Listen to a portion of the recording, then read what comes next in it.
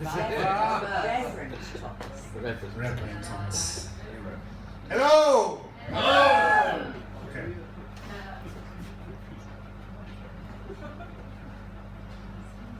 Oh, he comes to my room.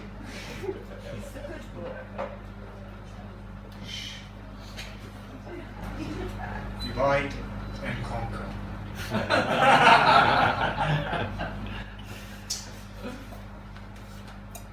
Let us talk about holidays today. The real holidays. The first ones. The holy days. There were 2.5 in the beginning. December 24, that was the half one because birth was given in the late afternoon. And then 25th and 26th when the holy man came and went. But let us start from the beginning. It was 0 AD, and God looked down on earth and he didn't like what he saw. There were too many gods, Roman and Greek and line.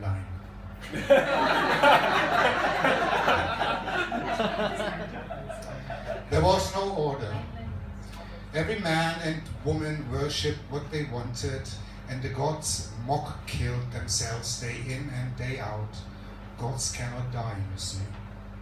It was chaos. He had to put his foot down and establish respect amongst these humans again. Him as the supreme leader of all. But how? He frowned, he thought, he watched. And there he saw it. In the middle of the desert, a couple walking towards Bethlehem. She was with child. They were arguing very loud. This couple became famous under the name Mary and Joseph. And this is of course wrong, because in those days nobody spoke English.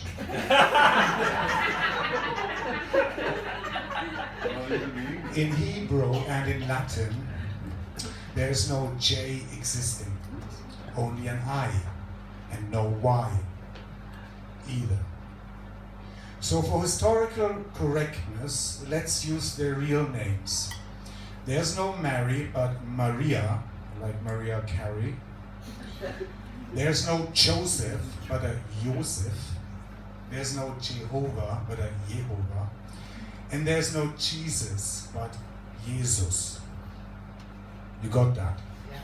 Yes. It's important. So, Joseph and Maria were arguing so loud that God had no problem listening in from up above. Oh, shut up, Joseph. Use your brain for once. But Maria, I don't understand. You're pregnant? What is there not to understand? I am pregnant. End of story. But Maria, we never, and for that we would have had to. Maria stopped walking, turned to Joseph, shook him and shouted, "For the last time, I told you 1,000 times already, it is a miracle." Feisty, thought God.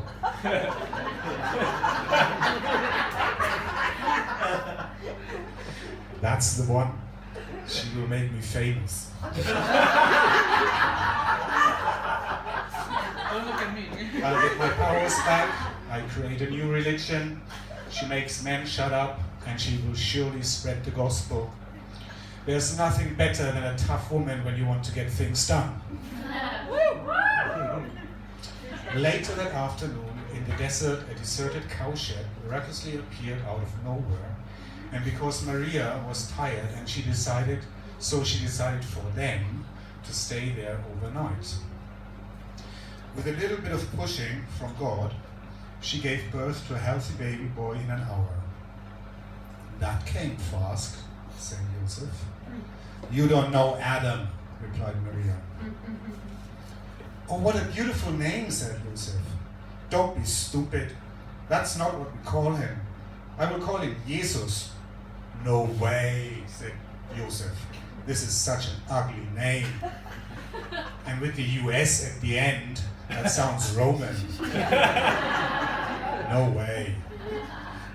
Jesus it is then, said Maria. And God knew better than to intervene with a driven mother. Not that he had any idea, since he didn't have a mother, but he lived already for a very long time, and sometimes you learn from your mistakes. Paradise was lost forever, and he knew it was his fault. Instead, he wanted to make up for it. Every new family needs money, and every successful boy needs influential friends for the future, so he decided to send help. The next day, 3 wise men appeared. They told Joseph they followed a star and were a bit out of sorts because of it. Joseph didn't believe that, because he hadn't seen a star. But Maria told him, in not so many words, to shut up. They brought gifts. Incense for the new mother, because women like to smell good. Myrrh, used as medicine for the baby boy. And enough gold to last the new family for years to come. Joseph became a bit suspicious. Why did they bring gifts? How did they know Maria and him were here? He didn't like the way they treated Maria, almost as if they all knew each other already.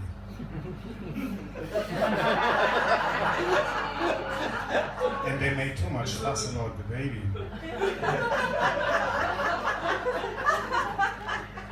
They treated it as it was their own. He wanted to be a part of the conversation, and so he said, "And you will never guess what awful and strange name Maria wants to give our son." The 3 wise men stopped in their conversation, and then one asked, "Your son?"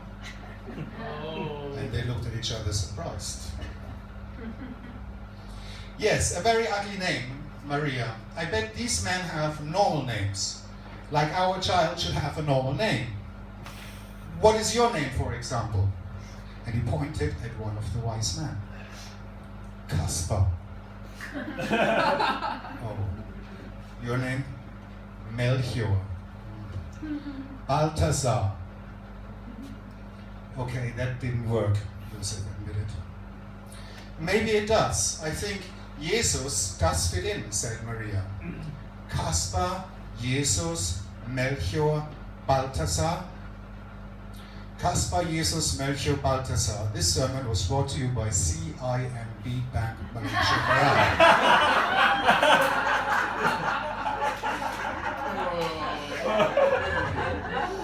Now this has been done, we can move back to the English pronunciation of the names.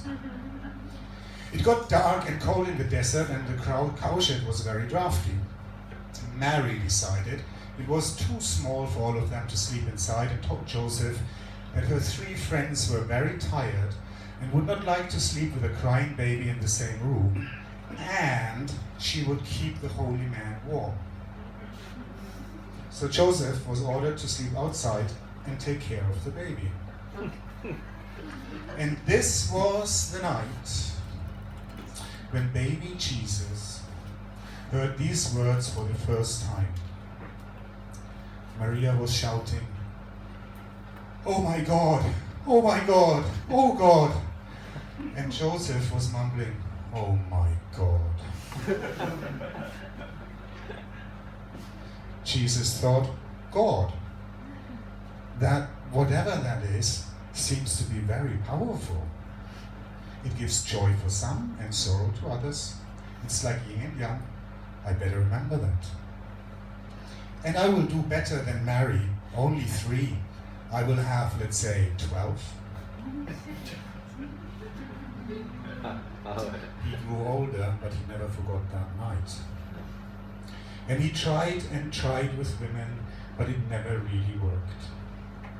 At last he ended up with a prostitute who had the same name as his mother. And of course, again, it didn't work. And when he tried to make up for the disappointment by washing her feet, she leaned over and whispered knowingly into his ear, Jesus, maybe women are just not for you. Yes, thought Jesus, let's try men. And he was immediately very successful. So he gathered a whole group of men who followed him around constantly. And also were very happy to do every time as he pleased. He was very fond of some of them, so he gave them nicknames. One had a fabulous bum, so he called him Look Ass.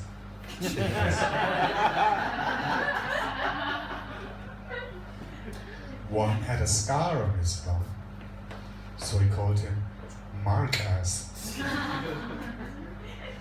One had a cute bottom, and he was very feminine, so he called him Cute Ass. His name was later misspelled. We know him or her as Jude Ass. And then there was Peter. Jesus liked Peter a lot. And there is always, of course, a John. They traveled around a lot and got invited to all sorts of parties. They had a fabulous time. And the people liked them a lot. But all good times come to an end, and it's always the feminine one that betrays you. One night, when they were all together and had a private party with Jesus' famous homemade wine, he knew the end was nigh. So he called Jude Ass over and whispered in his ear, I know it was you who betrayed me, but I forgive you if you grant me these 2 last wishes. So later in the week, when Jesus was hanging on the cross with these gorgeous half-naked men around him, he wondered whether Jude Ass maybe misunderstood his other last wish.